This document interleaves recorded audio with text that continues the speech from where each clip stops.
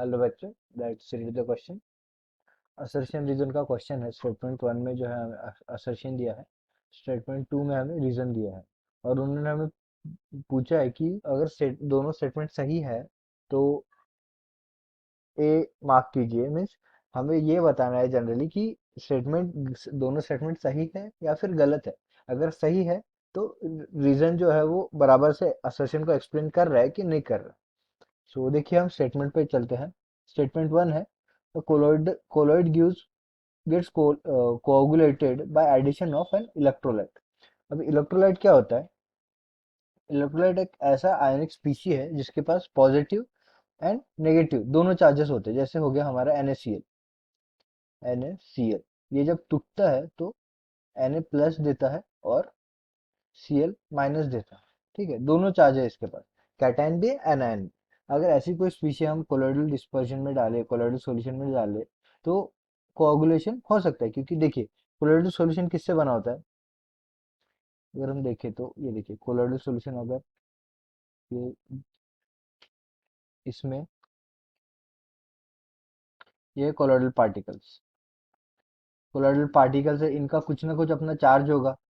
कोई positively charge हो गए, कोई निगेटिवली चार्ज हो गए, उसमें डिस्पर्स हो गए, कोई उनकी वैलेंसी कुछ सेम होगी, पर इनके कुछ ना कुछ तो चार्ज हो गए। विदाउट चार्ज कोई स्पीशी नहीं होती। सो इनका किसी का पॉजिटिव होगा, किसी का निगेटिव होगा। अगर आप इसमें ये इलेक्ट्रोलाइट डाल देते हो, एनायन और कैटायन जो देता है वो इलेक्ट्रोलाइट डाल देते हो, सो ये क्या करेगा? ये जो पॉजिटिवली चार्ज स्पीशी है वो निगेटिवली चार्ज स्पीशी की तरफ अट्रैक्ट होगा, वो खुद को न्यूट्रलाइज कर देगा।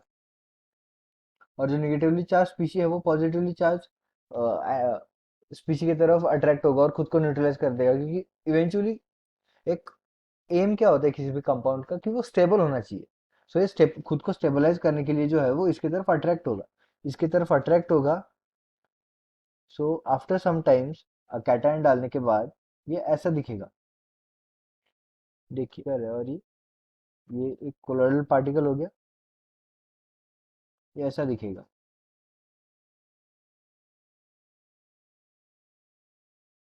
मीन्स वो खुद अब उसका जो चार्ज है उसके अपोजिट चार्ज स्पीशी की तरफ अट्रैक्ट हो गए, और वो उनके साथ स्टेबलाइज हो जाएंगे, न्यूट्रलाइज हो जाएंगे। न्यूट्रलाइज होने के बाद उनका कुछ इतना मूवमेंट नहीं रहेगा। मूवमेंट नहीं रहेगा तो वो कोआगुलेट होके नीचे बैठ जाएगी। वो जो है वो नीचे बैठ जाएगी।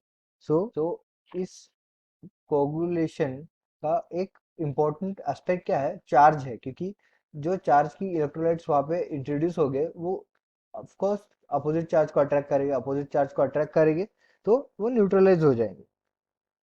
सो ये है एक्सप्लेनेशन इस चीज का।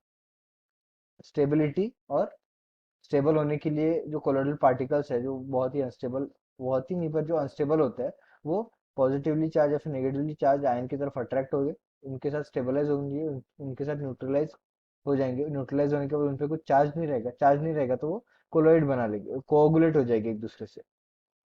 ठीक है। सो ये एक तो कोऑगुलेशन जो है ये एक तो डिपेंड करता है चार्ज पे। पार्टिकल, कोलोइडल पार्टिकल का चार्ज क्या है? पॉजिटिव रहा तो निगेटिव की तरफ अट्रैक्ट करेगा, और अगर निगेटिव रहा तो पॉजिटिव की तरफ अट्रैक्ट करेगा। सो ये, और दूसरा है वैलेंसी क्या है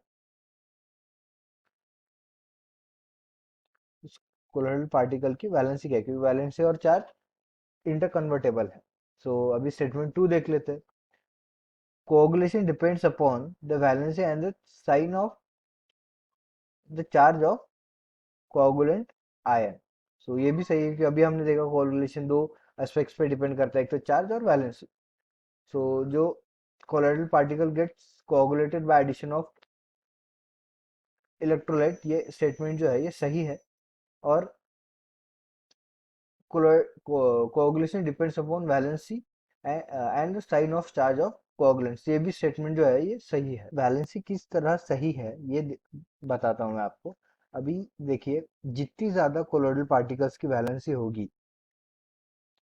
वैलेंसी जितनी ज्यादा होगी, उसका उतना ही ज्यादा चांसेस है वो जो चार्ज के साथ है वो कोऑगुलेशन फॉर्म करेगा। मीन्स वैलेंसी बढ़ेगी, चार्ज बढ़ेगा।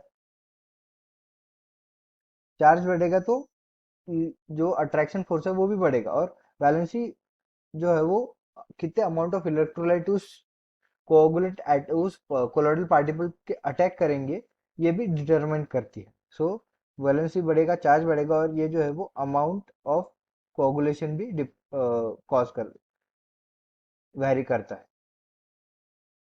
Amount of coagulation. सो ये स्टेटमेंट टू जो है वो सही है। बट स्टेटमेंट टू जो है वो स्टेटमेंट वन को जो है वो बराबर से एक्सप्लेन नहीं कर पा रहा है। सो इस क्वेश्चन का आंसर होगा B, both the statements are true and statement two is not the correct explanation of statement 1. I hope you understand the explanation. Best of luck.